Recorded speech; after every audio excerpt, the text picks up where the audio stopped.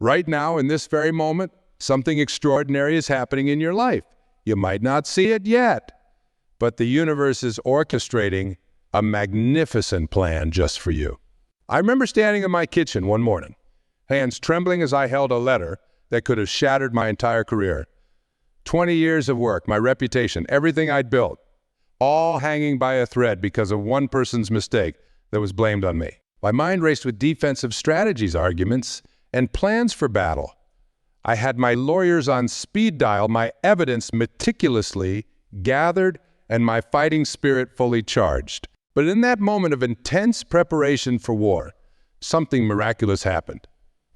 A small voice inside me whispered, "What if you didn't have to fight this battle at all?" It seemed ridiculous at first. Everything I knew about success told me to fight, to prove my point, to defend my position. Yet that gentle whisper grew stronger. And with it came a profound sense of peace I hadn't felt in months.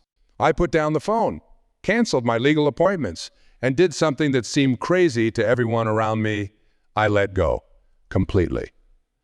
I surrendered the entire situation to a power greater than myself. No more sleepless nights planning my defense. No more stress-filled days gathering ammunition for the fight. I simply said, "God, this battle is yours now." You see, life has taught me something remarkable.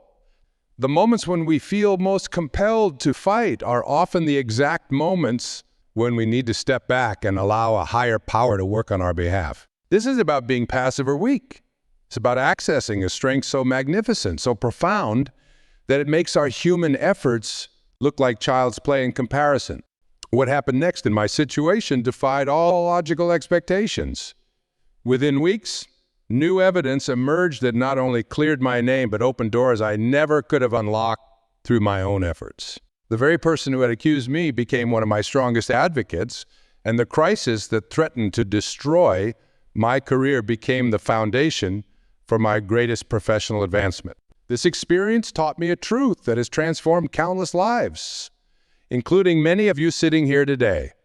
When we stop exhausting ourselves by fighting every battle on our own, when we surrender our struggles to God, we activate a power that transcends human capability. This isn't just positive thinking or wishful faith. It's a practical, proven approach to living that changes everything. As I share this message with you today, I see in your eyes the same struggles I've faced, the battles that keep you up at night, the challenges that seem insurmountable, the situations that drain your energy and cloud your joy. Some of you are fighting health battles. Others are struggling with relationships, careers, or financial challenges. You've tried everything in your power, yet the struggle persists. The truth about struggle is both simple and profound. It's not your natural state. Just look at nature. Rivers don't fight to flow. Flowers don't strain to bloom. Birds don't wrestle with the wind to fly. Yet somewhere along our human journey, we've convinced ourselves that life must be a constant battle, that success only comes through relentless fighting, pushing, and forcing our way forward. I see this every day in my work with people worldwide. A mother exhausting herself trying to control their teenagers' every move. A businessman working 16-hour days, fighting to stay ahead of competitors. A woman in a troubled marriage, strategizing endlessly about how to change her partner. They come to me with dark circles under their eyes, tension, headaches, anxiety attacks, their bodies literally breaking down from the weight of their battles. These physical symptoms aren't random. They're messages, sacred signals from your body saying this isn't the way. When you're lying awake at 3 a.m., mind racing with worries, that's not just insomnia. It's your spirit telling you you're carrying a burden that was never meant to be yours alone. The stomach problems, the constant fatigue, the irritability, these aren't just health issues to medicate away. They're signs that you're fighting battles in your own strengths instead of allowing divine power to work on your behalf. Here's what most people don't understand about struggle. It's not just about the situation you're facing. It's about a deeper pattern, a fundamental misunderstanding about how life is meant to work. We've been conditioned to believe that more effort equals better results, that maintaining iron grip control equals security, that never letting go equals strength. But this equation is backward. Think about the last time you tried to force a situation. Maybe pushing for a relationship that wasn't right, or trying to make someone change, or attempting to control circumstances beyond your influence. How did that work out? In most cases, the harder you pushed, the more resistance you met. It's like trying to hold on to water. The tighter you squeeze, the more it slips through your fingers. This is the paradox of control that transforms lives once you truly understand it. The more you try to control life through your own effort, the more life becomes a struggle. But when you learn to release that iron grip, to surrender your battles to God, you tap into a flow of grace that makes the impossible possible. I remember working with a CEO who was fighting battles on every front: market competition, employee turnover, family demands. He proudly told me he was keeping all the plates spinning. But underneath his forced smile, I could see he was crumbling. His blood pressure was dangerously high. His marriage was failing. And despite working longer hours than ever, his company was losing ground. How's that control working for you? I asked him gently, what if all this struggle isn't necessary? What if there's a better way? He looked at me like I was speaking a foreign language. The idea that he could accomplish more by struggling less seemed impossible to him. Yet 6 months after learning to surrender his battles, after learning to let God fight on his behalf, his company was thriving, his health had improved, and his marriage was healing. Not because he fought harder, but because he finally stopped fighting alone. This brings us to one of the most beautiful mysteries of surrendering our battles: divine timing. Most of our struggles come from trying to force life to move at our preferred speed. We want success now, healing now, answers now. But the universe operates on a different timeline, one that's far more intelligent than our limited human schedules. I learned this lesson through my own impatience. Years ago, I desperately wanted to expand my reach, to share these messages of transformation with more people. I pushed for opportunities, chased after connections, tried to force. Every rejection, every unanswered email, every missed opportunity felt like a personal failure. I was fighting time itself, and time was winning. Then something remarkable happened. During a peaceful morning meditation, a profound truth washed over me. Everything in nature has its perfect timing. An apple tree doesn't produce fruit in winter just because someone wants it. A butterfly can't be rushed out of its cocoon before its wings are ready. A child can't be hurried to walk before their legs are strong enough. Why did I think my life should be any different? This understanding changed everything. When you align yourself with divine timing, miracles unfold naturally. Those same opportunities I had struggled to create started appearing effortlessly. The right people, the perfect circumstances, the ideal conditions, all began flowing into my life, not because I fought for them, but because I finally understood the power of divine timing. Think about your own life. How many times have you looked back on a delayed blessing and realized the timing was actually perfect? That job you didn't get led to an even better opportunity. That relationship that didn't work out protected you from future pain. That project that fell through made space for something more aligned with your purpose. What seemed like obstacles were actually divine redirections. There's a story I love about a group of scientists who built a completely controlled environment called Biosphere 2. They wanted to create perfect conditions for trees to grow. Everything was regulated: temperature, moisture, nutrients. The trees grew quickly, faster than in nature. But then something strange happened. When they reached a certain height, the trees would collapse. After much research, they discovered what was missing: wind resistance. In nature, trees face winds that create stress in their bark. This stress causes the tree to grow something called reaction wood, which strengthens the trunk. Without this resistance, the trees never develop the strength to support their own weight. What an amazing metaphor for our lives. Those delays, those challenges, those moments of waiting, they're not just empty spaces. They're strengthening you, preparing you, developing your spiritual muscles for what's ahead. But here's what's crucial to understand about divine timing. It's not passive waiting. It's active trust. While you're waiting for circumstances to align, God is working behind the scenes, orchestrating events, preparing people, shifting conditions in your favor. Your job isn't to force the process, but to prepare yourself for the blessing. I remember counseling a woman who had been praying for years about a difficult family situation. Nothing's happening. She told me, frustration evident in her voice. But when we looked closer, everything was happening. During her waiting period, she developed patience she never had before. She had found strength she didn't know she possessed. She had grown spiritually in ways that would have been impossible if her prayer had been answered immediately. This is the secret of divine timing. It's not just about getting what you want. It's about becoming who you're meant to be in the process. Every delay has a purpose. Every waiting period is pregnant with possibility. Every seeming setback is setting you up for a comeback. When you understand this truth, you stop fighting against time and start flowing with it. You realize that what looks like a delay from your perspective might be perfect protection from God's perspective. That closed door might be saving you from a path that would have led you away from your highest good. That unanswered prayer might be making space for something far better than what you originally asked for. Now let's talk about what I consider the most powerful force in the universe: surrender.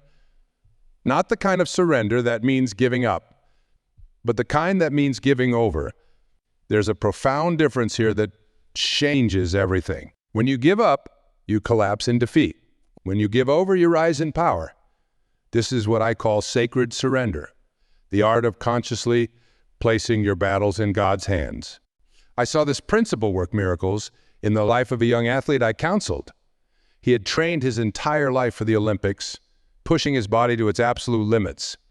3 weeks before the trials, he suffered a devastating injury. His first response was to fight, forcing himself through painful therapy, trying to accelerate his healing through sheer willpower. But the more he pushed, the worse things became. Then one day, in the midst of his struggle, he had a revelation. I realized I was fighting my own healing, he told me. I was so focused on my timeline, my goals, my dreams, that I couldn't hear what God was trying to tell me. The moment he surrendered his Olympic dream, something extraordinary happened. His body began to heal, not on his schedule, but on divine schedule. And while he missed those Olympics, his journey of surrender led him to discover his true calling, helping other athletes understand the spiritual side of performance. This is what sacred surrender looks like. It's not about becoming passive or weak. It's about aligning yourself with a power so much greater than your own that your previous struggles seem small in comparison. Think about surfing. You don't fight the ocean's power. You align with it. You don't control the waves. You learn to flow with them. This is the essence of letting God fight your battles. But let me be clear about something. Surrender isn't a one-time event. It's a moment-by-moment choice, a continuous release of our need to control outcomes. Every morning when I wake up, I practice what I call empty hands surrender. I literally open my hands and say, "Today, God, I release every battle into your care. Show me where to move, when to be still, what to say, when to be silent." The results of this practice have been staggering. I've watched people surrender financial problems only to have unexpected opportunities appear. I've seen individuals surrender broken relationships only to experience healing they never thought possible. I've witnessed people surrender health challenges only to discover pathways to wellness that their worry had blocked them from seeing. There was a business owner I worked with who was fighting to save his company. He'd tried everything: cost-cutting, marketing campaigns, even laying off beloved employees. Nothing worked.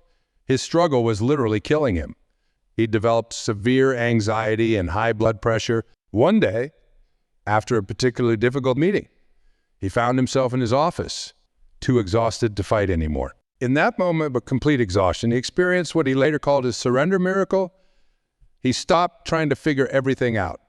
He stopped attempting to control every variable. Instead, he simply said, "God, this business is yours. If it's meant to survive, show me how. If it's meant to end, give me the strength to accept it." Within weeks of that surrender, solutions began appearing that he'd never considered. A competitor he'd been fighting turned out to be interested in a merger. Employees came forward with innovative ideas they'd been afraid to share. The very pressure that had been crushing him became the force that transformed his entire approach to business. This is the paradox of surrender. What looks like weakness to the world is actually the ultimate strength. When you stop fighting your battles alone, you allow God's unlimited power to work on your behalf. It's like the difference between trying to light your way with a flashlight and allowing the sun to illuminate your path.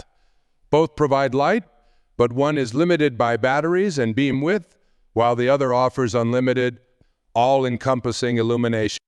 Before God can fight your battles, you must prepare your spirit to receive this divine assistance. Think of it like preparing a garden for rain. The most abundant rainfall won't help if the soil is hard and unreceptive. Your spirit needs similar preparation to receive divine help. The first step in this preparation is creating inner peace. I start each morning with what I call my sacred hour. No phone, no email, no news, just quiet connection with the divine. Some people tell me they don't have time for this practice. I tell them they don't have time to skip it. This quiet time isn't a luxury. It's as essential as breathing for your spiritual strengths. During this time, I practice what I call gratitude alchemy, transforming every worry into thanksgiving. When thoughts of battles arise, I immediately find something to be thankful for in that situation. Fighting a health challenge. I give thanks for the doctors, medicines, and healing already taking place in your body. Facing financial struggles. Express gratitude for the resources you do have, no matter how small. This isn't positive thinking or denial. It's spiritual preparation. Gratitude shifts your focus from what's wrong to what's right, from what's missing to what's present. It creates an energy field that attracts divine assistance. I've watched countless people transform their lives through this simple practice. There was a woman in one of my seminars who had faced a lifetime of challenges. She'd grown up in poverty, overcome abuse, raised 3 children alone. "I'm tired of being strong," she told me, tears in her eyes. I shared with her the practice of gratitude alchemy. At first, she resisted. What was there to be thankful for in her struggles? But she committed to finding 3 things each day. Slowly, something remarkable happened. As she strengthened her gratitude muscle, she began to see evidence of divine help everywhere. Small coincidences, unexpected kindnesses, opportunities she might have missed before. Her circumstances hadn't changed yet, but she had changed. Her spirit had become receptive to divine assistance. This preparation isn't just about gratitude. It's about building faith through remembrance.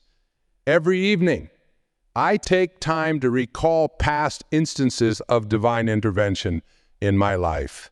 Each memory becomes a stone in my... When new battles arise, I stand on this foundation, remembering how God has fought for me before. Your spirit also needs regular nourishment through uplifting influences. Watch your spiritual diet as carefully as you watch your physical diet. What are you reading? What are you watching? Who are you spending time with?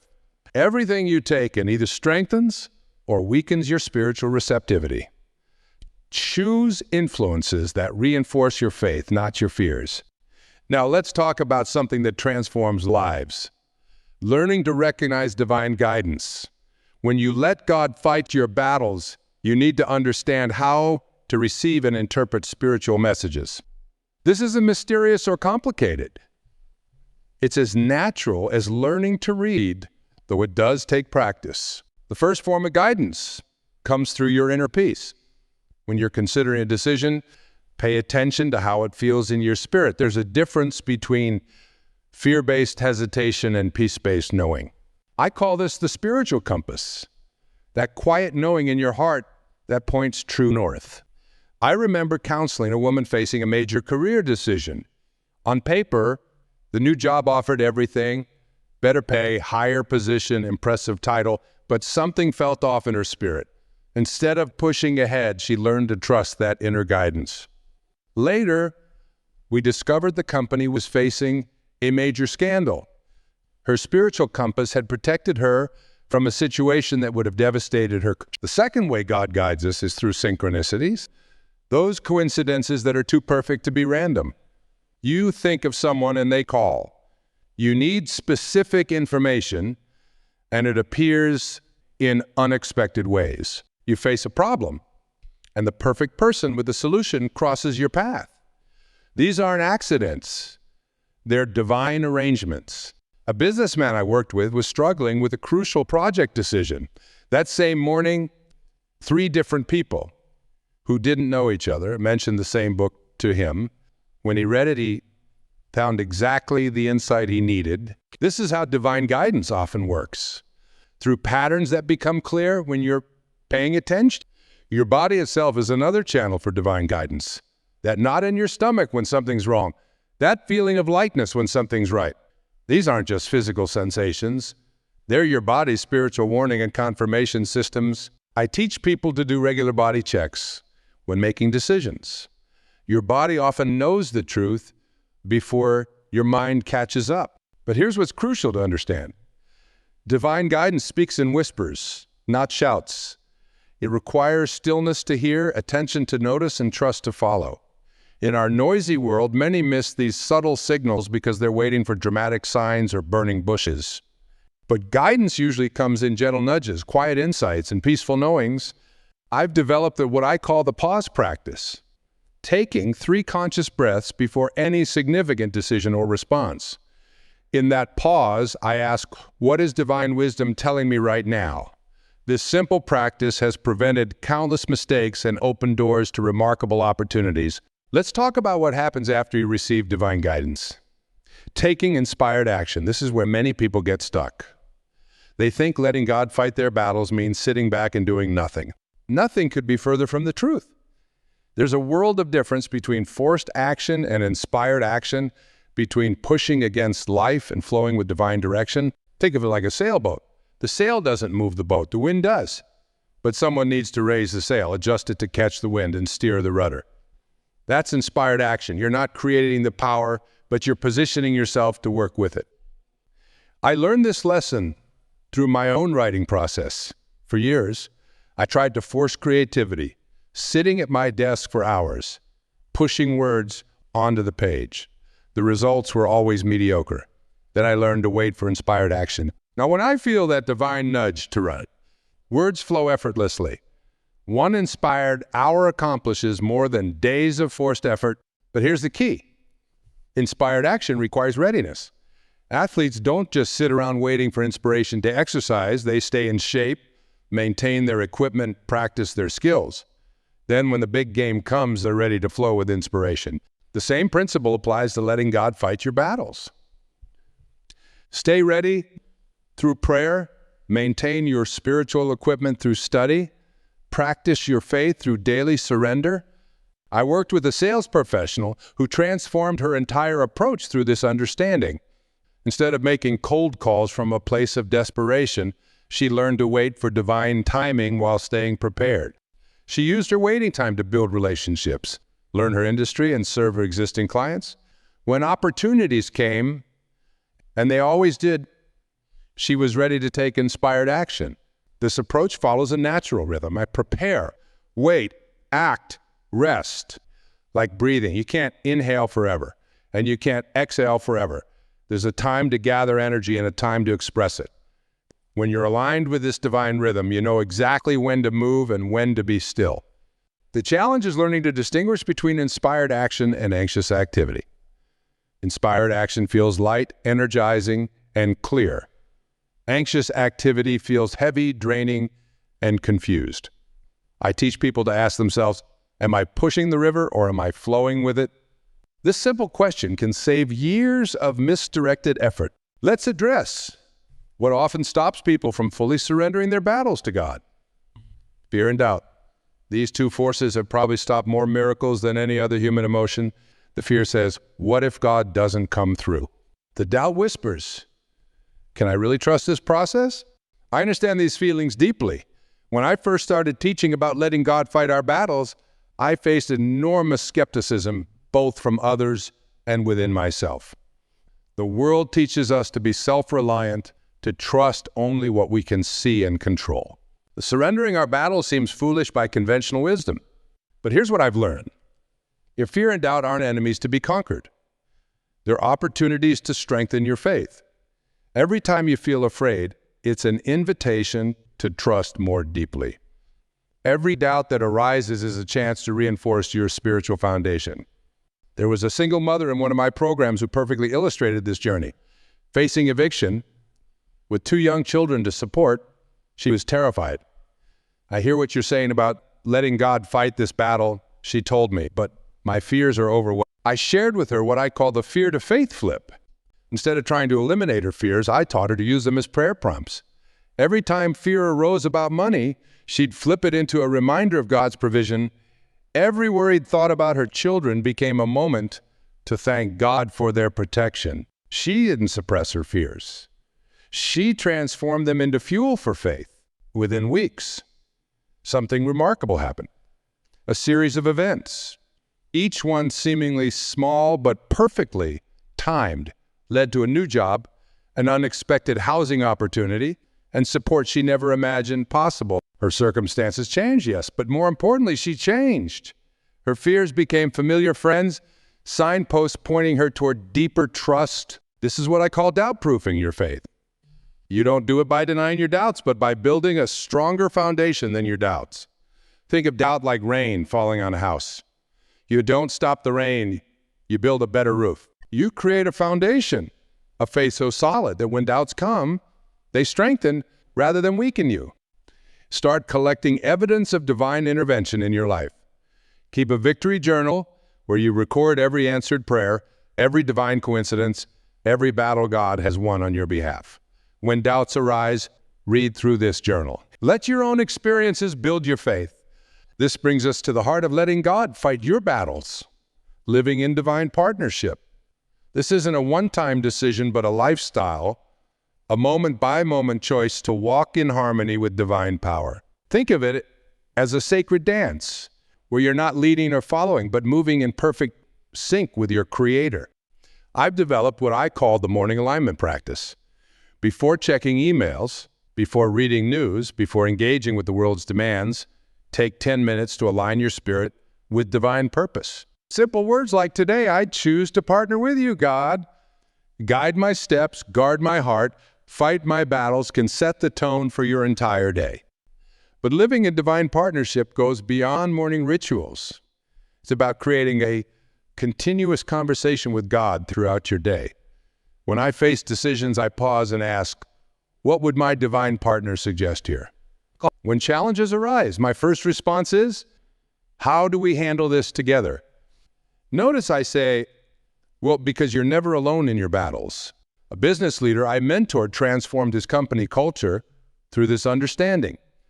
Instead of starting meetings with status reports, they began with a moment of spiritual connection. Rather than pushing through problems, they learned to pause and seek divine wisdom. The result? Creativity soared, conflicts decreased, and solutions emerged now. This partnership also means building a spiritual support system.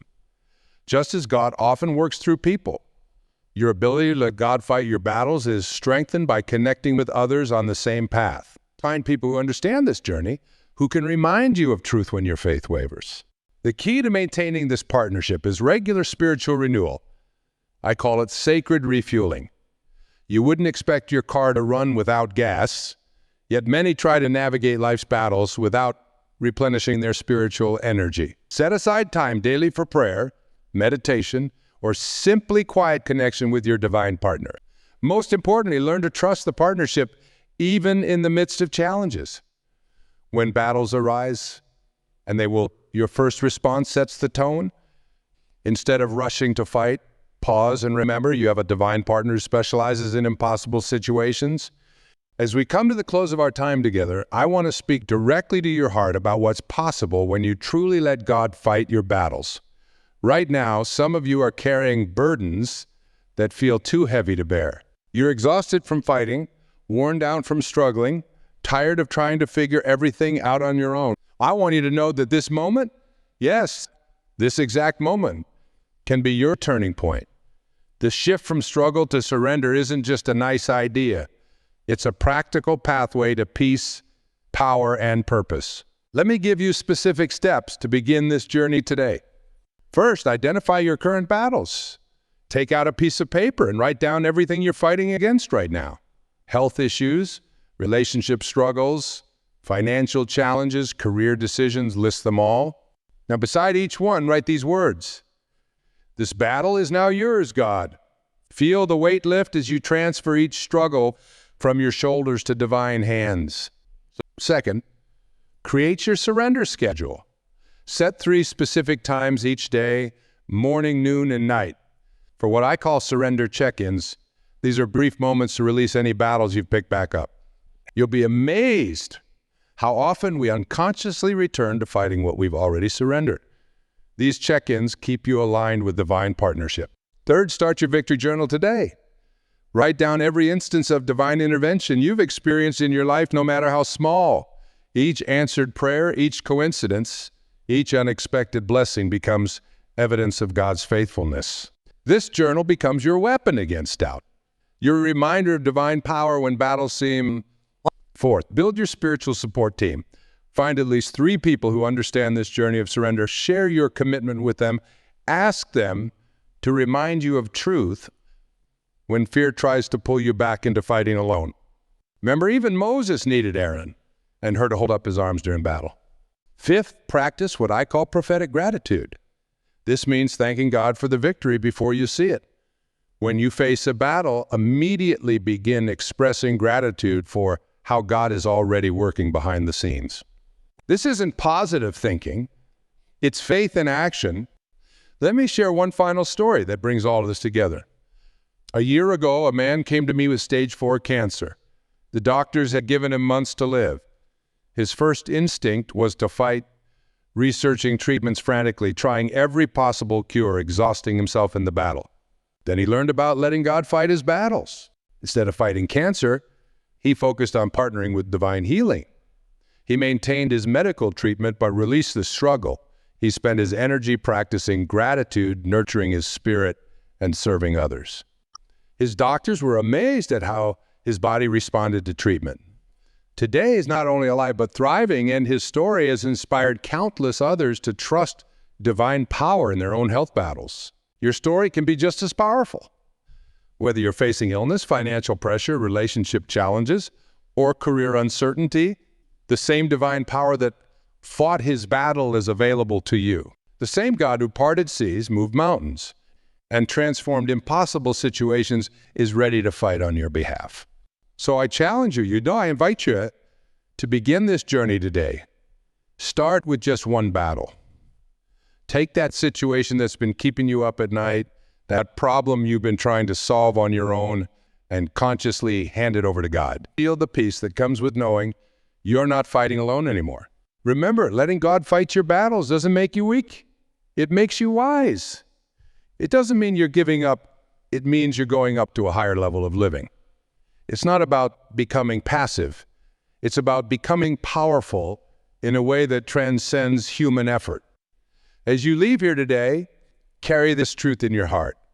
The outcome of your battles doesn't depend on your strength, but on your surrender. Your victory isn't determined by how hard you fight, but by how fully you trust. Every battle you face is an opportunity to experience divine power in a new way. The choice is yours now. Will you continue struggling alone?